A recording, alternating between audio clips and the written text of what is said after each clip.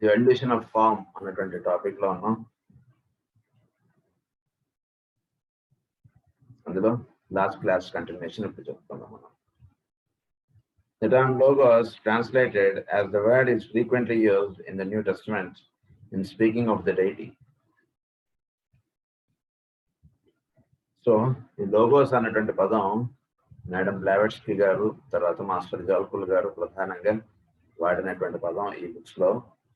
So logos అంటే కనుక వాటిల్లో పనిచేస్తున్నటువంటి ప్రజ్ఞ లేదా దైవత్వము, ఇందులో పనిచేస్తున్నటువంటి దైవత్వము, ప్రధానంగా సూర్యుడిలో పనిచేస్తున్నటువంటి ప్రజ్ఞని లోగోస్ గా చెప్తారు. అది first logos, second logos, third logos గా చెప్తారు. అంటే ఆ ప్రజ్ఞ అనేటువంటిది 3 కక్షల్లో దిగి వచ్చింది అంటే దానికి first logos, second logos, third logos గా మనం సంబోధిస్తుంటారు వాటిని. The outstanding passage in which this is the case is the first chapter of St. John's Gospel, where the words occur, "In the beginning was the Word, and the Word was with the God, and the Word was God."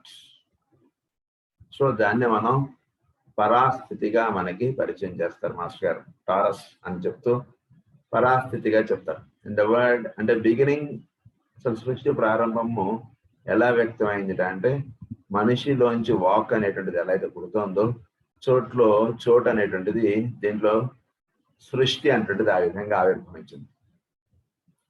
ఈ సృష్టి అంతా కూడా దైవం యొక్క లేదా ఈ cosmic గా చెప్పబడిన ఆయన యొక్క వాక్కుగా చెప్పారు.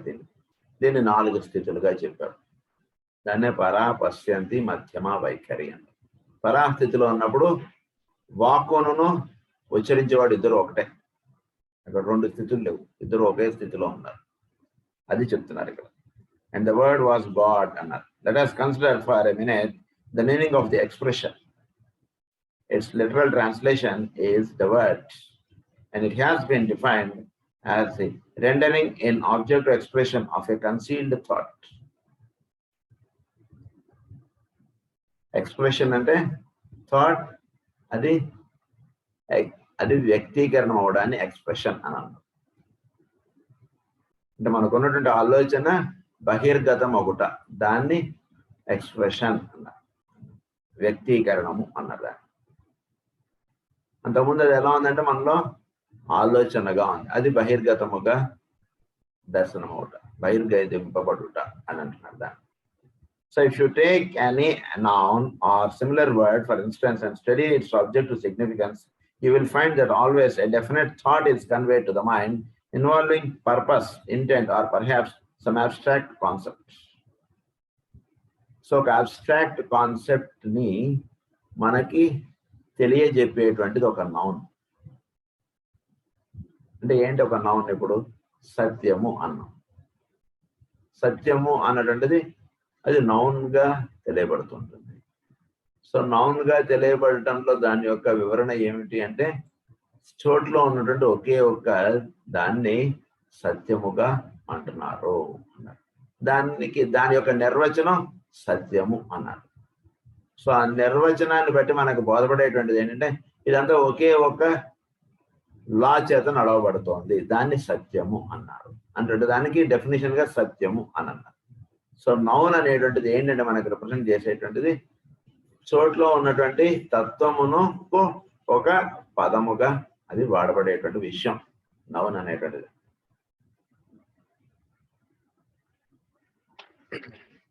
A definite thought is conveyed to the mind involving purpose, intent, or perhaps some abstract concept. అది నౌన్ అంటే ఒక అబ్స్ట్రాక్ట్ కాన్సెప్ట్ కానీ ఒక పర్పస్ అనేటువంటిది తెలియజెప్పేటువంటిది అనమాట నౌన్ అనేటువంటిది. If this same method of study can be extended to include the idea of the deity or the logos, much light may be gained upon this abstruse question of the manifestation of God, the central intelligence by the means of the material form, whether we see him manifested through the tiny form of a chemical form or through gigantic physical body of his we call a solar system. So a central life ద్వారా ఆటంలో ఉండేటువంటి central life ద్వారా atom అనేటువంటిది మనం దర్శించగలుగుతున్నాం. లేదా ఈ సౌరమండలంకి కేంద్రంగా ఉన్నటువంటి ఆయన ద్వారా సౌరమండలం అనేటువంటిది మనం దర్శించగలుగుతాం. సో ఆ సెంట్రల్ లైఫ్ గా ఉన్నటువంటి దాన్ని ఇప్పుడు మనం లోగోస్ గా తెలుసుకోవచ్చు అంటున్నారు. ఏమని ఇందాక ఏమన్నారు, మనకి ఒక నౌన్ అనేటువంటి దేన్ని రిప్రజెంట్ చేస్తుంది అంటే కనుక ఒక పర్పస్ ని లేదా ఒక అబ్స్ట్రాక్ట్నెస్ ని మనకి వ్యక్తీకరణలో తెలియజెప్పేటువంటిది ఒక నౌన్ అన్నారు. సో ఈ సృష్టి అంతా కూడా మనకి ఈ రకంగా వ్యక్తీకరణం అవ్వడానికి తెలియజెప్పేటువంటి పదమును మనం నౌన్ గా మనం తెలియజేసుకుంటున్నాం. ఇక్కడ చాలా సైంటిఫిక్ గా మనం వెళుతున్నాం, కానీ ఎక్కడ కూడా మనం ప్రీ కన్సెప్షన్ గా మనం దైవం ఉన్నాడు అనేటువంటి దానిలోకి మనం తీసుకెళ్ళట్లేదు ఎక్కడ కూడా. సో ఒక ఎక్స్ప్రెషన్ అవ్వడానికి, ఒక మేనిఫెస్ట్ అవ్వడానికి ఏమిటి కారణం అంటే అదంత ముందు ఒక థాట్ గా ఉంది, అది వ్యక్తీకరణం అవుతోంది అన్నారు, దాన్ని ఎక్స్ప్రెషన్ అని అన్నారు. సో చోటు కూడా ఆ విధంగా ఎక్స్ప్రెస్ అవుతుంది. సో లోపల ఉన్నటువంటి సెంట్రల్ లైఫ్ నుంచి చోటు అనేటువంటిది వ్యక్తీకరణం అవుతుంది. అది మనకి డిక్షనరీలో ఇచ్చినటువంటి వర్డ్స్ తగ్గట్టుగా మనకి ఎక్స్ప్లెనేషన్ చెప్పుకుంటూ వెళ్తున్నారు. ఇక్కడ physical body of his we call a solar system. We found in our lecture last week that there was one thing that could be predicated of all atoms, and that scientists everywhere were coming to recognize one distinguishing characteristic. They have been shown to possess symptoms of mind and a rudimentary form of intelligence. The atom demonstrates the quality of discrimination, of selective power, and of the ability to attract or repel. It may seem curious to use the word intelligence in connection with an atom of chemistry, for instance, but nevertheless, the root meaning of the word embodies this idea perfectly. అసలు నిజానికి intelligence అంటే ఏమిటి? అరే నీకు బుర్ర ఉందిరా లేదురా అని అంటామా? వాటిలో బుద్ధి పని చేస్తుందా? ఏమిట్రా వెళ్ళి వాడితో మాట్లాడుతావు నువ్వు అని అన్నావు అనుకోండి, అవునురా నేను వాడుతా అంటే ఏంటి? బుద్ధి పని చేస్తుంటే నువ్వు ఒకరితో మాట్లాడాలి, ఒకరితో మాట్లాడకూడదు, లేదా ఈ విధంగా రోడ్లో ఎడం పక్కన నడవాలి, రోడ్లో కుడి పక్కన, ఇలాంటివన్నీ కూడా ఇంటెలిజెన్స్ చేత మనం చేస్తున్నాం కదా, దాన్ని ఇంటెలిజెన్స్ అని తెలుసుకున్నాం కదా. అదే రకంగా మీరు అదే ఇంటెలిజెన్స్ యాటంలో ఉందా లేదా అనేటువంటి టెస్ట్ చేయండి. అదే క్వాలిటీస్ మీరు పట్టుకుని యాటంలో ఉన్నాయా లేదా, ప్రతి వాటితోటి వెళ్ళి కలిసిపోతుంది అనుకోండి యాటం, అప్పుడు దాంట్లో ఇంటెలిజెన్స్ లేనట్టు. కానీ అది కొన్ని అణువులతోటే కలుస్తోంది, కొన్ని అణువులతోటి కలవట్లేదు. There is attraction and repulsion అన్నటువంటిది పనిచేస్తుంది యాటంలో. అలాగే ఇట్ హ్యాస్ సెలెక్టివ్ పవర్ అన్నటువంటిది పనిచేస్తుంది, డిస్క్రిమినేషన్ పనిచేస్తుంది యాటంలో. సో అదే రకమైనటువంటి క్వాలిటీస్ యాటంలో కూడా పనిచేస్తుంది. అంటే డెఫినెట్ గా యాటంలో కూడా ఇంటెలిజెన్స్ అన్నటువంటిది పనిచేస్తుంది. It comes from 2 Latin words. అది it is in reality that abstract, inexplicable something which lies back of the great law of attraction and repulsion. Aprajnatam antam kada adi. So beyond abstract, which lies back of the great law of attraction and repulsion, one of the basic laws of manifestation. This fundamental faculty of intelligence characterizes all atomic matter and also governs the building up of forms of the aggregation of atoms. Aggregation of atoms ni adi. So వీటన్నిటిలోనూ building of forms లోను, aggregation of atoms లోను, ఒక atom manifest అవడంలోను, వీటన్నిటిలోనూ ఒక అణువు పనిచేయడంలో ఈ discriminative faculty అంటే దాంట్లో పనిచేస్తాం. We have earlier dealt with the atom perceived, but have in no way considered its building into form or into that totality of forms which we call a kingdom in nature. So building into form another into the totality of forms which we call a kingdom of nature. We have considered somewhat the essential nature of the atom and its prime characteristic of intelligence, and have laid our emphasis upon that, out of which all the different forms are, as we know them, are built. All forms in the mineral kingdom, in the vegetable kingdom, in the animal kingdom, and in the human kingdom. In the sum total of all forms, we have the totality of nature as generally understood. So, ఒక అణువు గురించి తెలుసుకున్నాం. ఒక కొన్ని గుంపుగా అణువుల చేత ఒక పదార్థం అనేటువంటి తయారవుతుంది. సో పదార్థంలో కూడా ఈ క్వాలిటీస్ అనేటువంటి పనిచేస్తున్నాయి. అలాగే ఒక కింగ్డమ్, ఒక మినరల్ కింగ్డమ్ తీసుకోండి, లేదా ఒక ప్లాంట్ కింగ్డమ్ తీసుకోండి, ఒక యానిమల్ కింగ్డమ్, ఒక హ్యూమన్ కింగ్డమ్. సో వాటన్నిటినీ కూడా ఒక గ్రూప్ ఆఫ్ ఆటమ్స్ గా దర్శించండి. సో ప్లాంట్ కింగ్డమ్ అన్నది అన్ని కూడా ఈ అణువుల చేత అదంతా కూడా నిర్మాణమైంది. అలాగే యానిమల్ కింగ్డమ్ నిర్మాణమైంది. అలాగే హ్యూమన్ కింగ్డమ్ నిర్మాణమైంది. ఈ అణువులన్నింటిలోనూ కేంద్రంగా పనిచేస్తున్నటువంటి ఒకే ఒక ఇంటెలిజెన్స్, అది మనకి దాన్ని తీసుకొస్తున్నారు. Let us now extend our idea from the individual forms that go to the constitution of any of these four kingdoms of nature and view them as providing that still greater form which we call the kingdom itself. So, ఈ Kingdom ప్రతి అణువులోనూ ఈ central life అనేటువంటిది ఒకటి పనిచేస్తుంది.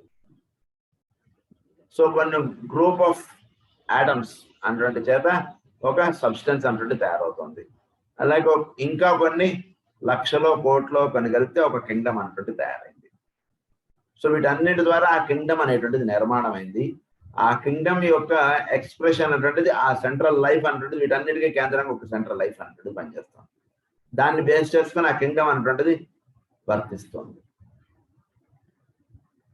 As a conscious unit, we call the kingdom itself and thus view that kingdom as a conscious unit.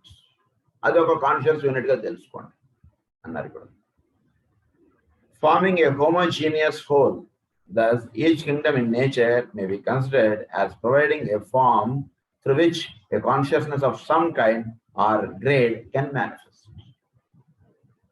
అంటే ఉదాహరణకి కొన్ని అణువుల చేత ఒక బల్ల తయారైంది, ఇంకా కొన్ని అణువుల చేత ఒక స్టీల్ గ్లాస్ తయారైంది, ఇంకా కొన్ని అణువుల చేత ఒక ఫ్యాన్ తయారైంది. సో వీటన్నిటి ద్వారా ఒక కాన్షియస్ యూనిట్, ఇదంతా కూడా ఒక యూనిట్ గా తయారైంది. యూనిట్ ద్వారా ఒకే ఒక కాన్షియస్నెస్ అనేది ఎక్స్ప్రెస్ అవుతుంది. ఇది ఎట్లాగో అట్లాగే ఒక ప్లాంట్ కింగ్డమ్ అన్నిటి ద్వారా ఒక కాన్షియస్ యూనిట్ అన్నటువంటిది ఒకటి మేనిఫెస్ట్ అవుతుంది. అలాగే యానిమల్ కింగ్డమ్ అన్నిటి ద్వారా ఒక కాన్షియస్ యూనిట్ అన్నటువంటిది మేనిఫెస్ట్ అవుతుంది. అలాగే హ్యూమన్ కింగ్డమ్ అన్నిటి ద్వారా ఒక కాన్షియస్ యూనిట్ అన్నటువంటిది మేనిఫెస్ట్ అవుతుంది. అంటే వీటన్నిటిని మొత్తం హ్యూమన్స్ అందరినీ కలిపేస్తే వాళ్ళందరి ఒక కాన్షియస్ యూనిట్ ఒకటే అవుతుంది. వీళ్ళందరూ ఒక థాట్ అందులోకి వచ్చేస్తారు. వీళ్ళందరూ కూడా can manifest. Thus also the aggregate of animal forms composes that greater form which we designate the kingdom itself, and the animal kingdom likewise has its place within a still greater body. అంటే ఒక గదిలో ఉన్నటువంటి 5-6 వస్తువులుగా ఎలా అయితే మనం చూస్తామో, కొన్ని గుంపుగా ఉన్నటువంటి అణువులు ఒక వస్తువుగా తయారవుతున్నాయి. ఒక గదిలో ఒక 5-6 వస్తువులుగా ఎలా అయితే ఇవన్నీ కూడా ఏర్పడి ఉన్నాయో, అలాగే ఈ సౌరమండలంలో లేదా ఈ భూమి మీద కొన్ని గ్రూప్ ఆఫ్ అణువులు హ్యూమన్ కింగ్డమ్ గా తయారయ్యాయి, కొన్ని గ్రూప్ ఆఫ్ అణువులు యానిమల్ కింగ్డమ్ గా తయారయ్యాయి, కొన్ని గ్రూప్ ఆఫ్ అణువులు ప్లాంట్ కింగ్డమ్ గా తయారయ్యాయి, కొన్ని గ్రూప్ ఆఫ్ అణువులు మినరల్ కింగ్డమ్ గా వర్తిస్తున్నాయి. ఇంతవరకు మనకి క్లియర్ గా ఉంది. Through that kingdom, a conscious life may be seeking expression.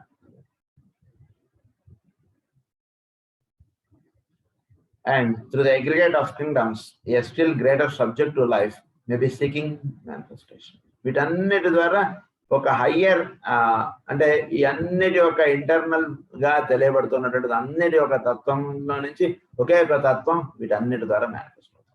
దాన్ని ఒక బల్లగా తెలుస్తుంది, ఒక కుర్చీగా తెలుస్తుంది, కొన్ని అణువులుగా మనం తెలుసుకున్నాం. అది in all these kingdoms which we are considering mineral, vegetable, animal and human, we have their factors again present, provided of course that the basis of our reasoning is correct. First, that the original atom is itself a life. ఏంటి మనం దీనివల్ల మనం తెలుసుకున్న first point మనకి ఏం చెప్తున్నా అంటే, original atom it self is life. ఇవన్నీ కలిస్తే అప్పుడు లైఫ్ ఆస్పెక్ట్ కాదు. ఇండివిజువల్ గా ప్రతిదానికి లైఫ్ ఆస్పెక్ట్ ఉంది. ఇండివిజువల్ గా ప్రతి వాడికి వాడు ఓన్ లైఫ్ ఉంది. కానీ వాడు స్కూల్కి వచ్చేటికి అందరి పిల్లలతో వీడు ఒక పిల్లాడిగా అయిపోవడం తప్పితే వేరుగా వీడికి లేదు. కానీ ఇండివిజువల్ గా ప్రతి వాడికి వాడి రోల్ ఉంది. So that is first point. Secondly, that all forms are built up of a multiplicity of lives. All forms are built up by a multiplicity of lives. So ఒక ఫారం అనేటువంటిది ఏర్పడటానికి కొన్ని అణువులు అక్కడ చేరడం చేత అది ఫారంగా ఏర్పడతాం. అణువులు ఏర్పడితేనే దానికి రూపం అనేటువంటిది కాదు. ప్రతి అణువుకి ఇండివిజువాలిటీ అనేటువంటిది ఉంది. బట్ కొన్ని గ్రూప్ ఆఫ్ అణువులు ఒక చోట చేరడం చేత వాటికి వ్యక్తీకరణం ఎక్కువగా ఉంటుంది. వాటి యొక్క ఇది are built up of a multiplicity of lifes, అది ఆల్ ఫార్మ్స్. చోట్ల ఉన్నటువంటి అన్ని యొక్క ఫారం ఆస్పెక్ట్ అనేటువంటిది కొన్ని ఒక చోట చేరడం చేత వాటికి ఫారం ఆస్పెక్ట్ అనేటువంటిది చక్కగా ఉంది. ఇండివిజువల్ గా వాడికి ఫారం ఆస్పెక్ట్ ఉన్నా ఒక గ్రూప్ ఆఫ్ పీపుల్ గా ఉంటూ ఉన్నప్పుడు వాడికి ఫారం ఆస్పెక్ట్ అంటే వాడికి ఎక్కువ బలం అలా అనుకోవచ్చు మీరు. వాడు మాట్లాడే మాట కానీ వాడు చేసేటువంటి పనులకు కానీ మానవుడు ఎవడి పాటికి వాడు ఉంటున్నాడు కాబట్టి ఈ పాయింట్ కొంచెం అర్థం చేసుకోవడం కష్టంగా ఉంది. నిజానికి అణువులన్నీ కూడా ఒక గ్రూప్ గా రిప్రజెంట్ అవుతున్నాయి. మానవులు కూడా ఒక గ్రూప్ గా రిప్రజెంట్ అవుతుండటంలో వాళ్ళకి ఎక్కువ శక్తి సామర్థ్యములు, ఎక్కువగా కార్యక్రమం నిర్వహించుకోగలగటం ఇవన్నీ కూడా ఏర్పడుతున్నాయి.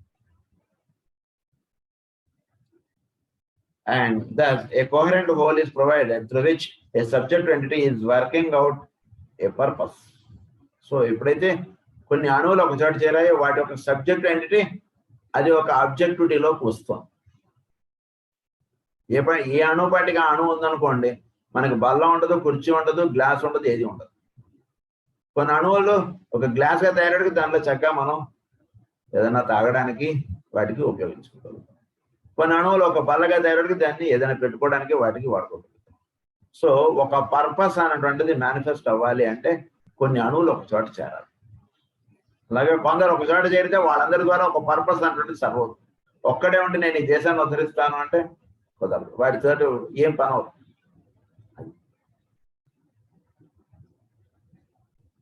Thirdly, that the central life within the form is its directing impulse. So దీన్ని డైరెక్ట్ చేసేటువంటి ఇంపల్స్ ఎక్కడ ఉంది? సెంట్రల్లోనే ఉంది. అంటే బయట నుంచి ఎక్కడ ఏమీ లేదండి. వీడి యొక్క సెంట్రల్ లైఫే వీడిని డైరెక్ట్ చేస్తూ ఉంటుంది. ఇప్పుడు మానవుడిని డైరెక్ట్ చేసేటువంటిది వాళ్ళలో ఉండేటువంటి సెంట్రల్ లైఫ్. అలాగే ఈ గ్రూప్ ఆఫ్ వీడిని డైరెక్ట్ చేసేటువంటిది వాళ్ళలో ఉండేటువంటి central life. The central life within the form is its directing impulse, the source of its energy, the origin of its activity, and that which holds the form together as a unit. Which holds the form together as a unit. So వీటన్నిటి ద్వారా energy అంటుంటది, దాని ద్వారా ఆ వస్తువు ద్వారా తెలియబడటం, ఆ group గా దీని ద్వారా తెలియబడటం, ఇదంతా కూడా జరుగుతుంది. This thought can well be worked out in connection with man. For instance, for the purpose of our lecture, man has been defined as that central energy, life or intelligence who works through a material manifestation or form, this form being built up of myriads of lesser lives. In this connection, a curious phenomenon has been frequently noticed at the point of death. It was brought very specially to my notice some years ago by one of the ablest surgical nurses of India. She had for a long time been an atheist, but had begun to question the ground of her unbelief after several times witnessing this phenomenon. General గా మనం witness చేయడానికి అంటే మనం అక్కడ ఒక doctor గానో ఒక perceiver గానో ఉంటేనే మనం అబ్జర్వ్ చేయగలం. లేకపోతే ఏమవుతుందంటే మన యొక్క అటాచ్మెంట్ వాళ్ళ దగ్గర ఉండిపోవడంతో మనం ఇది అబ్జర్వ్ చేయలేం. ఇక్కడ ఏం చెప్తున్నారంటే ఒక సబ్స్టెన్స్ ద్వారా ఇది మేనిఫెస్ట్ అవుతోంది, ఈ సెంట్రల్ లైఫ్ అనుకుంటే చెప్పారు. In this connection A curious phenomenon has been అది. సో ఒక మానవుడిలో కూడా అనేకమైనటువంటి అణువులు ఇవన్నీ కూడా ఒక మానవుడిగా తెలియబడుతున్నాయి. వాటి ఒక ఎన్నో కొన్ని వేల అణువులు వాళ్ళు ఏర్పడితే ఆ వేల అణువుల యొక్క వ్యక్తీకరణగా మన వాక్గా వస్తుంది, మన యొక్క చేష్టలుగా తెలియబడుతుంది. మనం అంటే ఒక మానవుడు పనిచేస్తున్నట్టంటే కొన్ని వేల అణువుల యొక్క కార్యక్రమంగా వీడు చేస్తున్నాడు ఆ పని. అది ఆ రకంగా జరుగుతుంది. అయితే ఈ సెంట్రల్ లైఫ్ గురించి ఇక్కడ మనకు ఫర్దర్ గా చెప్తున్నారు. A curious phenomenon has been frequently noticed at the time of death. దేహం వదిలేసేటప్పుడు ఒక చాలా అద్భుతమైనటువంటిది ఒకటి జరుగుతుందండి అని చెప్తున్నారు. ఇది ప్రధానంగా ఒక నర్స్, ఆవిడైతే అంటే దైవము ఇవన్నీ నథింగ్ అని అంటారు అలా. సో అలా ఉన్నటువంటి ఒక నర్స్ ఒకటి గమనించారు. దేహం వదిలేస్తున్నప్పుడు అంటే చక్కగా జాగ్రత్తగా ప్రశాంతంగా ఉంటే అది గమనించగలుగుతాం, లేదా గమనించలేము. అది ఏంటి గమనించారు అనేటువంటి చూద్దాం. She had for a long time been an atheist, but has begun to question the ground of her unbelief after several times witnessing this phenomenon. She stated to me that at the moment of death, in several cases, a flash of light had been seen by her issuing from the top of the head. దేహం వదిలేసేటప్పుడు తల మీద నుంచి ఒక flash of light ఇలా వెళ్ళిపోతున్నట్టుగా ఆవిడ observe చేసిందట అన్నారు. ఎన్నో కేసెస్లో ఆవిడ అబ్జర్వ్ చేసింది. సో దాన్ని మనం అది చెప్తున్నారు. And that is one particular, and that in one particular case, that of a girl of apparently very advanced spiritual development and great purity and holiness of life, the room had appeared to be lit up momentarily by electricity. చాలా advanced, బాగా highly spiritualist గా ఉన్నటువంటి వాళ్ళకి ఆ room అంతా కూడా ఒక కాంతివంతముగా తయారైపోతుంది. వాళ్ళు దేహం వదిలేస్తున్నారు సమయంలో. అంటే ఏంటి, అంతకుముందు కాంతి లేనిది అక్కడ ఎక్కడి నుంచి వచ్చిందంటే ఏంటి, జీవుడిలో కాంతి అనేటువంటిది ఉంది కాబట్టి జీవుడు దేహం వదిలేస్తున్నప్పుడు ఆ కాంతి పైకి వెళ్ళిపోతుంది. అప్పుడే అవన్నీ కూడా డెత్ దాంట్లో వెళ్ళిపోతుంది. వీడు దేహం వదిలేసాక అప్పుడు కాంతి పైకి వెళ్ళిందా లేదా అని చూస్తూ ఉంటే కుదరదు. వాడు దేహం వదిలేసేస్తుండగా అలా విడిపోతుంది కాంతి, విడిపోగానే వీడు దేహం వదిలేయడం అన్నట్టు. దాన్ని కార్డియాక్ అరెస్ట్ అని ఇటువంటి పేర్లు ఏమైనా పెట్టుకోవచ్చు మనం. గుండె ఆగిపోయింది కాబట్టి చనిపోయాడు కాదు, కాంతి విడిపోయింది కాబట్టి వాడు గుండె ఆగిపోయింది. అలా రావాలి ఎప్పుడైనా concept.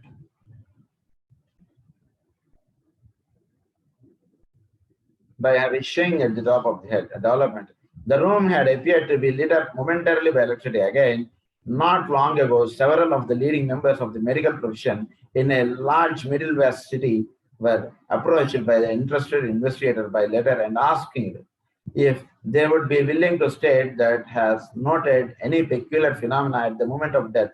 Several replied by saying that they have observed a bluish light issuing from the top of the head, and one or two added that they had heard a snap in the region of the head. In this last instance, we have a corroboration of the statement in Ecclesiastes, where the losing of the silver cord is mentioned, or the breaking of that magnetic link which unites the indwelling entity or thinker to his vehicle of expression. ఈ connectivity, దాన్నే బ్రహ్మదండము అంటాం కదా, ఆ connectivity అన్నటువంటిది అది cut off. ఆ బ్రహ్మదండముకి ఇది అంటాం. అంటే ఈ కాంతి అనేటువంటిది లోపల ఉంటుంటే, అంటే మెయిన్ ఉంది, దాని నుంచి ప్రధానంగా ప్రతి స్విచ్ బోర్డుకి ప్రతి రూమ్లోకి ఒక కనెక్షన్ అనుకుంటుంది. మెయిన్ నుంచి కొన్ని వైర్లు లాక్కుంటారు, దాని నుంచి ఆ వైర్ నుంచి మళ్ళా ఏదో ఫ్యాన్కి ఒక వైర్ కలుపుకుంటారు, మళ్ళీ లైట్కి ఒక వైర్ కలుపుకుంటారు, ఇలా ఇవన్నీ దాని నుంచి వస్తాయి. సో అలా వచ్చినటువంటి మెయిన్ వైర్ ఏదైతుందో దానికి దీనికి కనెక్టివిటీ అన్నట్టు అప్పుడు అక్కడ కట్ ఆఫ్ అవుతుంది.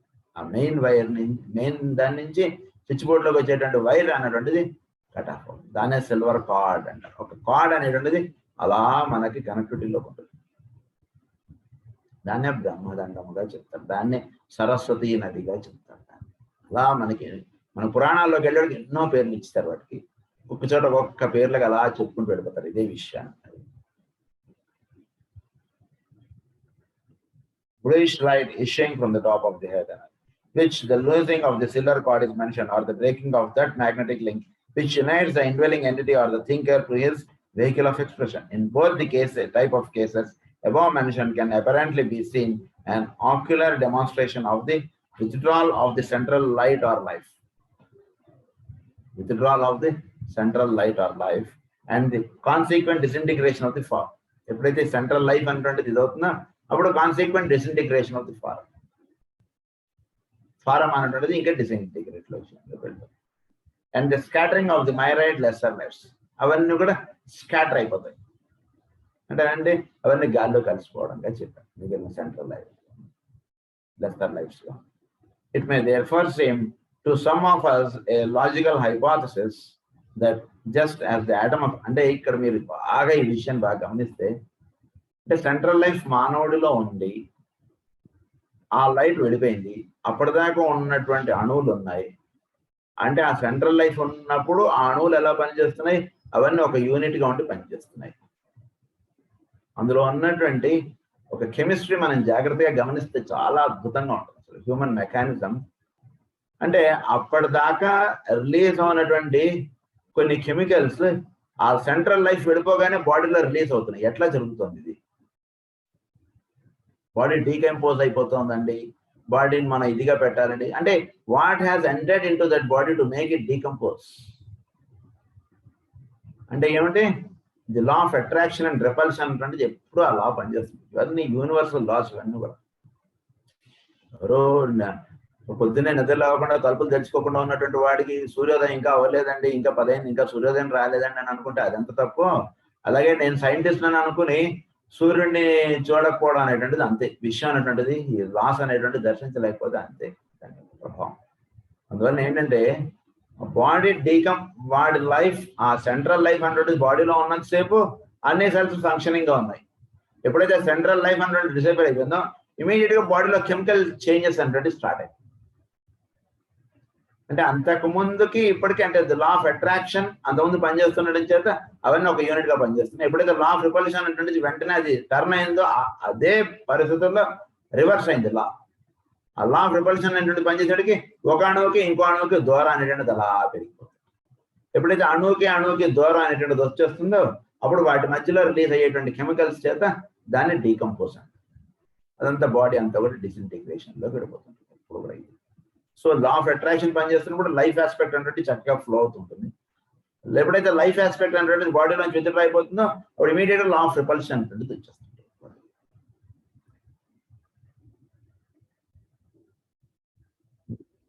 Differing only in degree of consciousness or intelligence in negative. It may therefore seem to some of us a logical hypothesis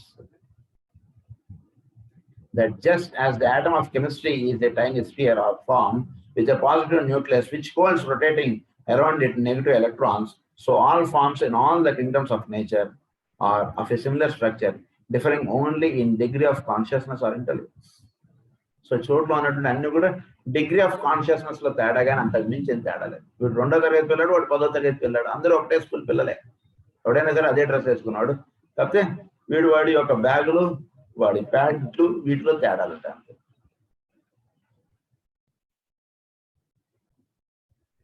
Are of a similar structure, differing only in intelligence. We can therefore regard the kingdom themselves as the physical expression of some great subject to life, and can by logical steps come to the recognition that every unit in the human family is an atom in the body of that greater unit, who has been called in some of the scriptures the heavenly man.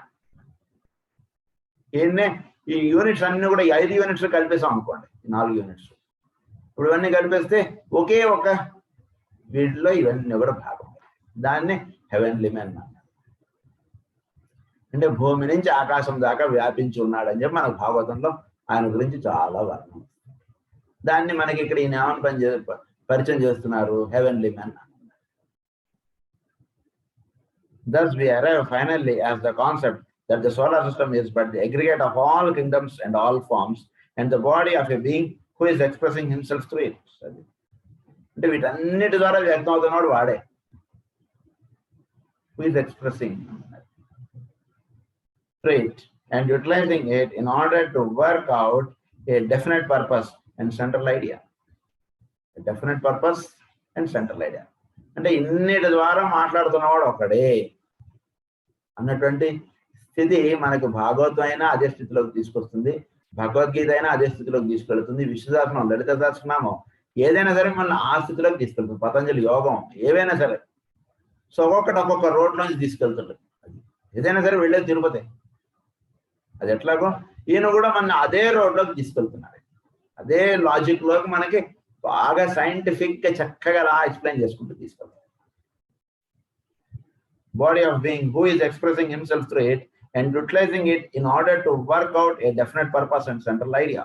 In all these expansions of our final hypothesis, the same triplicity can be seen.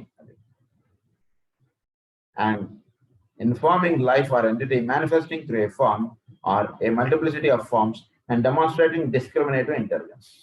Life ఉంది, తర్వాత form ఉంది, discriminative intelligence అంటుంది. ఈ 3 ప్రతి దాంట్లోనే పనిచేస్తున్నాయి. So manifesting ట్రిప్లిసిటీ అన్నారు దాన్ని. So life, form, discriminative faculty. It is not possible to deal with the method whereby the forms are built up or to enlarge upon the evolutionary process by means of which atoms are combined into forms and the forms of themselves collected into that greater unity, which we call that intimate nature. This method might be briefly summed up in three terms: involution or the involving of the subject to life in matter. దీన్ని మూడు విధాలుగా మనం తెలుసుకుంటాం. అంటే దేని చేత ఈ అణువులన్నీ ఒకటిగా ఉంటున్నాయి, దేని చేత ఈ అణువులన్నీ కూడా మళ్ళా అవి వేటి వాటిగా అయిపోతుంది. అది దాన్ని మూడుగా మనం తెలుసుకోవచ్చు అంటే అని చెప్తున్నారు. ఒకటి ఇన్వల్యూషనరీ ప్రాసెస్, అంటే ప్రజ్ఞ అనేటువంటిది పదార్థంలోకి దిగి రావటంగా మనకి భాగవతం చెప్తుంటుంది. దాన్ని involution or the involving of the subject to life in matter, the method whereby the indwelling entity takes to itself its vehicle of expression. Its vehicle of expression. అంటే ప్రజ్ఞ అనేటువంటిది పదార్థం ద్వారా వ్యక్తం అవుతుంది. దాన్ని ఇన్వల్యూషన్ అని అంటారు. Evolution, second is evolution, or the utilization of form by the subject to life, its gradual perfecting and the final liberating of the imprisoned life and the final liberation of the imprisoned life. So foreign aspect ని వాడుకుంటూ అది perfection స్థితిలోకి వెళ్ళిపోవుట, దానివల్ల ఏమవుతుంది, అది foreign aspect ని దాటినది అవుతుంది. So దాన్ని ఏమన్నారు, ఎవల్యూషన్ అని అన్నారు. So now third is the law of attraction and repulsion, whereby matter and spirit are coordinated, whereby the central life gains expression experience, expands its consciousness, and through the use of that particular form attains self-knowledge and self-control. So a particular form ki self-control and self-knowledge, self-experience అంటే ప్రతి దానికి వచ్చారు. క్లాస్లో 4-5కి వచ్చింది అనుకోండి, సరిపోదు.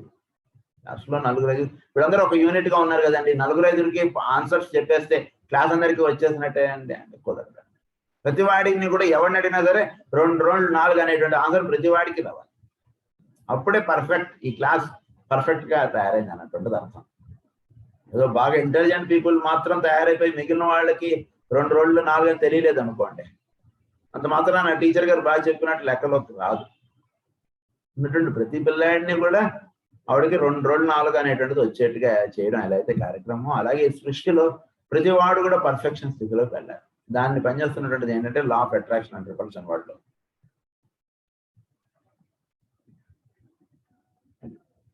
Involving itself more and more in substance, clothing itself in a form and shape adequate to its need and requirement, utilizing that form as a means of expression, and then in due course of time liberating itself from the environing form in order to acquire one more suited to its needs. So environment lo dani yoka కార్యక్రమం, దాని యొక్క manifest అవడం అయ్యేటువంటి విధానము, clothing itself in a form and shape adequate to its needs, adequate to its need. అంటే అక్కడ ఎలా వర్తించాలో అలా వర్తించేట్టుగా అది ఫారం ఇవ్వాలి. సో బాల్ ఎంత స్పీడ్గా వస్తుందో అంత స్పీడ్గా ఆడగలిగేటువంటి ఇంటెలిజెన్స్ వాడిలో పనిచేయాలి. ఎంత స్పీడ్గా బళ్ళు నడుపుతున్నటువంటి వాడికి అంత స్పీడ్గా నడపగలిగేటువంటి చాకచక్యత వీడికి ఇవ్వాలి. అలా అక్కడ ఉండేటువంటి తగ్గట్టుగా వాడి యొక్క ఫారం అనేటువంటి యూటిలైజ్ అవ్వాలి. టక వాడు రాస్తుంటాడు.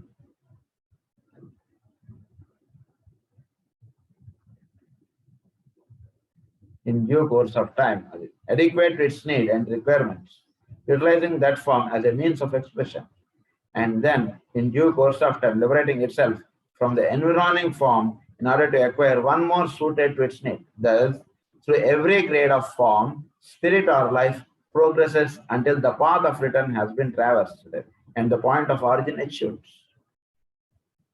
So, దీని ద్వారా ఏంటంటే ప్రతి దాంట్లో ప్రతి అణువులో ఉన్నటువంటి స్పిరిట్ ఆస్పెక్ట్ ఆ అణువుగా ఏర్పడటంలో ఉద్దేశం ఏమిటంటే ఆ అణువు ద్వారా ఆ స్పిరిట్ అనేటువంటిది నెక్స్ట్ స్టెప్ లోకి ఎలివేట్ అవ్వాలి.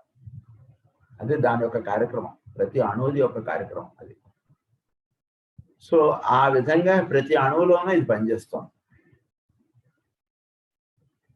Return has been traversed and the point of origin achieved. So దాని ద్వారా వీళ్ళు ఎక్కడికి వెళ్ళాలి, పాయింట్ ఆఫ్ ఆరిజిన్ లోకి వీళ్ళు చేరాలి. This is the meaning of evolution, and here lies the secret of the cosmic incarnation. అప్పుడు వచ్చేటువంటి దాన్ని ఏమన్నారంటే కాస్మిక్ ఇన్కార్నేషన్. అంటే ఏంటి, ఇదంతా మళ్ళీ వెళ్ళిపోయి మళ్ళా కొత్త మళ్ళీ బోర్డు మీద అంతా దుడిపేసి మళ్ళా కొత్తగా క్లాస్ తీసుకుంటారు చూసారు, మళ్ళా ఆ రకంగా అన్నమాట. దాన్ని కాస్మిక్ ఇన్కార్నేషన్.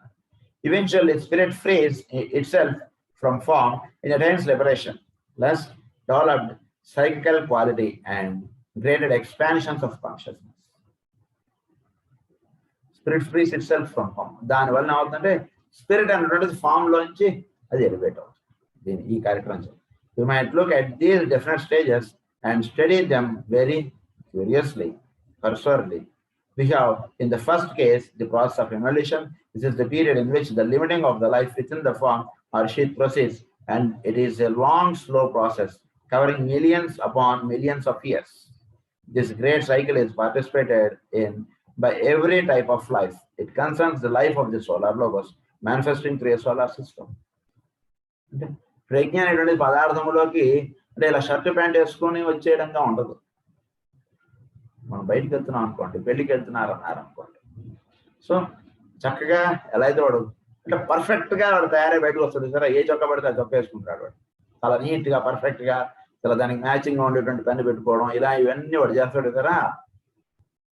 అలా సృష్టి అనేటువంటి దిగిరాబడింది, పర్ఫెక్ట్ గా దిగిరాబడింది. సో ఈ దిగిరాబడడానికి ఎన్నో లక్షల వేల సంవత్సరాలు పట్టింది దిగిరావడానికి. ఊరినే ఇలా దిగొచ్చేయలేదు. దాన్ని మనకి ఏమని చెప్తారు, బ్రహ్మ ఒక పగలు ఒక రాత్రి అన్నారు. ఒక పగలు సృష్టి అయితే ఒక రాత్రి సృష్టి లేకపోవడంగా చెప్పారు. అంటే ఏంటి, నెక్స్ట్ డే మార్నింగ్ 6 o'clock వీడు తయారవుతాడు. ఈ నైట్ ఈవినింగ్ 6 నుంచి నెక్స్ట్ డే మార్నింగ్ 6 దాకా సృష్టి రావడానికి తయారవుతుంది. అప్పుడు నెక్స్ట్ డే మార్నింగ్ 6కి బ్రహ్మకి మళ్ళీ సృష్టి రాబడుతుంది. అది ఇంత కార్యక్రమం ఉందన్నమాట. ఊరికనే ఎలా పడితే అలా ఎలా వచ్చేస్తామండి అంటారు చూసారు. అది అట్లా. This great cycle is participated in by every type of life. It concerns the life of the solar logos manifesting through a solar system. It is a part of the life cycle of the planetary spirit manifesting through such a sphere as our Earth planet. It is a part of the life cycle. So భూమి ద్వారా వ్యక్తం అవుతున్నటువంటి the heavenly man, సూర్యుడి ద్వారా వ్యక్తం అవుతున్నటువంటి solar logos, వీళ్ళందరూ కూడా వాళ్ళ యొక్క భాగములుగా వాళ్ళు సృష్టిలో దిగి వస్తున్నారు. ఈ దిగి రావడానికి వాళ్ళు వాటి ద్వారా వ్యక్తం అవడానికి ఎన్నో లక్షల వేల సంవత్సరాల టైం పడుతుంది. It includes that life which we call human and sweeps into the path of its energy, the tiny life which functions through an atom of chemistry. It is the great process of becoming and that which makes existence and being itself possible. So which functions through an atom of chemistry.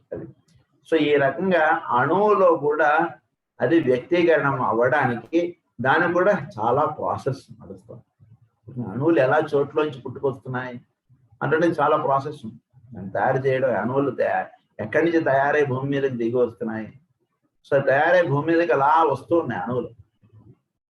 So వస్తూ ఉన్నటువంటి అణువులకి ఇంత చరిత్ర ఉంది, ఏదో ఊరిని అలా వచ్చేయట్లేదు. It includes that life, in every tiny life which functions through an atom of chemistry. It is the great process of becoming and that which makes existence and being itself possible. This period of limitation, of a gradually increasing imprisonment and of an ever deeper descent into matter is succeeded by one of adaptation in which the life and the form become intimately interrelated, and subsequent to this is the period wherein that inner relation becomes perfect. Inner relation becomes perfect. అంటే ఏంటంటే వీడు ఇలా దిగి రావడము, వచ్చిన తర్వాత వీడు వాడు పెయిర్ అవ్వాలి. పెయిర్స్ గా పురుషుడు ప్రకృతి పెయిర్స్ గా దిగి వచ్చారు భూమి మీద. వాళ్ళిద్దరు ఒకటిగా దిగి వచ్చారు. ఎవరికి వాళ్ళుగా దిగి వచ్చారు అనుకోండి, వీడు వాడు వెతుక్కోవడంగా ఉందనుకోండి, వీడు వాడు కలుసుకున్న తర్వాత అప్పుడు సృష్టి కార్యక్రమం మొదలవుతుంది. ఒక డ్రామాను ఏదో చేయాలనుకోండి, వీడు ఎక్కడి నుంచి రావాలి, వాడు ఎక్కడి నుంచి రావాలి, డ్రామా స్టార్ట్. తెర వెనక వీళ్ళందరూ కూడా ఒక పేర్స్ గా వాళ్ళందరూ డాన్స్ చేసేటువంటి వాళ్ళందరూ కూడా ఎవరితో జోడి అవ్వాలి, వాళ్ళందరూ కూడా జరిగిన తర్వాత అప్పుడు డాన్స్ స్టార్ట్. దాని వెనక ఎంతో చరిత్ర ఉంటుంది కదా. అలాగే సృష్టిలో కూడా ఈ పేరింగ్ అనేటువంటి జరగాలి. అంటే ఏంటి, ఈ దేహం కట్టుకోబడటం, ఆ దేహంలో ఉండేటువంటి స్పిరిట్ ఆస్పెక్ట్, ఈ రెండు పెయిర్ అవ్వాలి. being perfected. The form is then adequate to the needs of the life and can be utilized. ఎప్పుడైతే పేరు అయ్యాడో అప్పుడు దాన్ని యూటిలైజేషన్ లోకి దిగుతుంది. పేరు అవ్వకుండా ఉందనుకోండి, వీడు ఎదుర్కోవడంగా ఉంటుంది, యూజ్ లేదు. It is paralleled by the crystallization of the form, which no longer suffices as a means of expression. So అప్పుడు crystallization of the form అవుతుంది, అంటే solidification of form. Solidification of form ఎప్పుడైతే అవుతుందో, అంటే అంతకుముందు ఎలా ఉంది, అటామిక్ స్టేజ్, సబ్ అటామిక్ అన్నది, సబ్ అటామిక్ ప్లేన్ అన్నమాట. అంటే ఏంటి, ఫిజికల్ ప్లేన్ లో highest plane 1. Physical plane is divide into 7. అవన్నీ మనం లాస్ట్ క్లాసెస్ లో మనం చెప్పుకున్నాం. Physical plane is divide into 7. దానిలో సాలిడ్, లిక్విడ్, గ్యాషియస్ ఇవన్నీ 7, 6, 5 అనుకున్నారు అనుకోండి. దీనికి పైన ఉన్నటువంటిది ఇథరిక్ ప్లేన్, అది 4 గా చెప్పారు. Etheric, sub etheric, atomic, sub atomic అలా ఉన్నాయి. సూపర్ ఇథరిక్ అన్నారు, sub etheric, super etheric, sub atomic, atomic plane. ఈ రకంగా మనం చూసేటువంటి ఫిజికల్ ప్లేన్ 7 గా ఉంది. కనుక అది పూర్తిగా క్రిస్టలైజేషన్ అవడం అంటే పూర్తిగా ఘనీభవించడం. ఈ ఘనీభవించడానికి ముందుగా అది అటామిక్ ప్లేన్ లో ఉంది, అక్కడి నుంచి అది పూర్తిగా ఘనీభవించింది. అంటే సాలిడ్, లిక్విడ్, గ్యాషియస్ గా ఉన్నాం. గ్యాషియస్ లో ప్లేన్ లోకి ఎంటర్ అవ్వకముందు అది ఎక్కడుంది, అది ఇథరిక్ ప్లేన్ లో ఉంది అన్నమాట. ఆ ఇథరిక్ ప్లేన్ 4గా డివైడ్ చేశారు. As a means of expression, following upon crystallization, we have the period of disintegration. So ఎప్పుడైతే క్రిస్టలైజేషన్ అయిందో అప్పుడు నెక్స్ట్ ఇయర్స్ పగలైపోయిన తర్వాత నెక్స్ట్ మళ్ళీ రాత్రి, దాన్ని డిసింటిగ్రేషన్ అన్నారు. Limitation, adaptation, utilization, crystallization and disintegration, these are the stages which cover the life of a entity. ఏంటి, limitation, ఎప్పుడైతే జీవుడుగా వీడు లిమిటేషన్ అయిపోయాడు, వీడు అడాప్టేషన్, తర్వాత యూటిలైజేషన్, క్రిస్టలైజేషన్ అండ్ డిసింటిగ్రేషన్. ఈ 5 పంచముగా చెప్పారు, 5గా చెప్పారు. వాటిని ఇక్కడ మనకి an entity or embodied idea of greater or less degree which seeks expression through matter. So matter అనేటువంటి ఎప్పుడైతే అవుతుందో వాటి యొక్క 5 ఎక్స్ప్రెషన్స్ ఇవి 5 పంచముఖములుగా చెప్పారు వీటి వాటినే. సో వీటి యొక్క దీని చేత అంటే ఎప్పుడైతే మ్యాటర్ గా తయారైందో దాని యొక్క 5 ఎక్స్ప్రెషన్స్ చెప్పారు. Last one is disintegration. అంటే చోటు ఏర్పడటానికి ముందు చోటులోనూ అంతా నిండి ఉన్నటువంటి తత్వాన్ని ఈ 5గా చెప్పారు. మీరు అలా అనుకున్నా సరే, దాన్ని శివతత్వం, అలా మీరు ఒక దాంట్లో నుంచి అనేక కోణాలు మీరు అలా చెప్పుకుంటూ వెళ్ళిపోవచ్చు. ఈ 5గా చెప్పారు. మిగిలిన దాన్ని ఒక కంటిన్యూషన్ మనం నెక్స్ట్ క్లాస్ లో కంటిన్యూ చేస్తాం. స్వస్తి ప్రజాభ్య పరిపాలయంతాం న్యాయేన మార్గేణ మహీం మహీషాః గో బ్రాహ్మణేభ్యః శుభమస్తు నిత్యం. లోకాః సమస్తాః సుఖినో భవంతు. లోకాః సమస్తాః సుఖినో భవంతు. లోకాః సమస్తాః సుఖినో భవంతు. ఓం శాంతి.